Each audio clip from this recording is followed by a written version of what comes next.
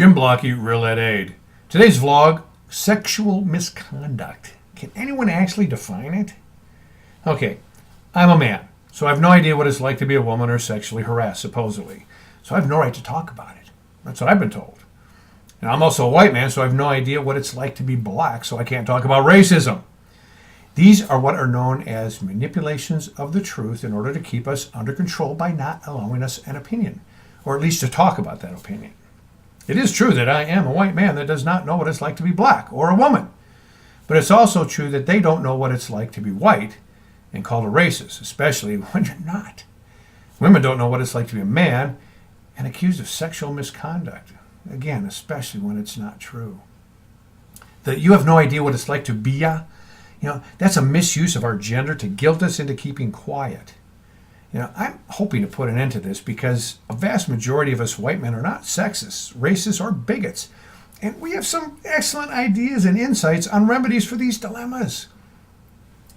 There is an epidemic of women coming out claiming sexual misconduct against men. And we're not talking about rape here, we're talking about claims of sexual misconduct. There's a big difference. They're both wrong, but one's a lot worse than the other. And I tell you, this is really ticking me off because these allegations are being made and reported even though they have no idea if they're true, made up, or a possible misunderstanding. What needs to happen, what must happen is we must ask ourselves, is this celebrated trend giving women more courage to report the crime, or is it giving them the opportunity to become prominent themselves? Was there actual sexual misconduct, or did the reporting enlighten them to now believe the man was not merely being nice to them, they were being inappropriate sexually? Or were some simply perceiving an opportunity to get back at someone or have a nice payday? Now, I understand these questions are not politically correct. I'm not a politically correct person. However, these are questions that must be asked and answered. As I have stated in my vlogs, this is such a despicable action that the accuser needs to be under the same scrutiny as the accused. Yeah, equal accountability. If not, the kind of power we give to the accusers is beyond recognition. All one needs to do is make the accusation and they automatically win. Any man accused of this will most likely be asked to resign, terminated, or at least suspended. The accuser will be in total control of our election process. Just wait a few months before the elections, and anyone you don't like, you accuse. He groped me. No, I don't have any proof. Doesn't matter. The candidate's done. Now, there's another big question no one has really addressed, and that is, what is sexual harassment or misconduct? One case had a senator pay a compliment to a young lady and asked her to twirl. Something I think is safe to say, at least by us older folks, is more of a tribute than a misconduct. Now, if he asked her to twirl to see her panties and asked her to pull them down, okay, that's misconduct. That's a problem. My wife got so angry at this. She just was beyond herself. But she had an interesting observation. She said it's only sexual misconduct if the person disgusts you. Otherwise, it's flirting. If that's the case, I, my wife, and you should say that this misconduct is on the accuser. Not to mention it's uglyism. That's judging a person on their ugliness. What about asking a woman out? Let's say the copier machine is jammed. Would it be sexual harassment to offer help?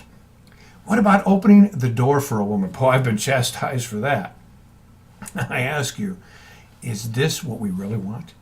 No common courtesy, no manners, no communication with the opposite sex for fear of sexual misconduct? I truly hope not. But currently, this is the road we're traveling. I was watching Outnumbered on Fox News, and they were talking about this in regards to President Trump and Judge Roy Moore. And Marie Barf, or Harf, or something like that, she was angry at the president. Well, she always is. Her hatred for him is beyond obsessive. But she was pissed because he defended himself viciously after Senator Kristen Gillibrand tweeted for him to resign because of all the sexual misconduct allegations against him. And Gillibrand insulted the president, saying she knew he wouldn't hold himself accountable. Now, he tweeted back on how Senator Gillibrand offered to do anything when begging for campaign contributions. Well, Ms. Barf said that President Trump cannot get any lower. There are no rules, and called him a jerk. The president called him a jerk. Now let's get this hypocrisy totally correct here. If a woman accuses a man of sexual harassment, there must be an investigation. He must step down, resign, or quit, whether he did it or not. On the other hand, if a man does the same thing or has the audacity to defend himself, he is unable to sink any lower. He is irresponsible and a jerk. Well, if that's not hypocritical, nothing is. And again, anything Ms. Barr says about Trump should never be taken seriously because of her hatred towards him. She is totally unprofessional, and, well, yeah, she's a liberal. Now, if you think bipartisanship, racism, and bigotry was a problem in America, keep throwing salt on this festering wound and see what happens. I can tell you this. I'm sure America's enemies will do everything in their power to ensure there is abundance of salt available to throw. And as well, they're laughing their butts off at us. The resolution for this, it may sound a bit sexist, but actually I think it's the opposite. It's equality. Women want to be treated equally. I agree they should. So if a man does something to you that makes you feel uneasy, say something to them immediately, because that's what most men would do. Now, if it continues, that's when you may have a problem and you need to do something about it. Talk to someone about it, and not weeks later, and definitely not 30 years later, or when the man decides to run for office. And please, do not misunderstand me. Sexual misconduct is a problem in America, and it's wrong. However, understand this. If hundreds of women keep coming out day after day, week after week, most people, men and women alike, will begin to doubt. When that happens, those who have been actually mistreated will not be taken seriously. And that, my friends, would be the biggest tragedy of all. Jim Blocky, Real Ed Aid.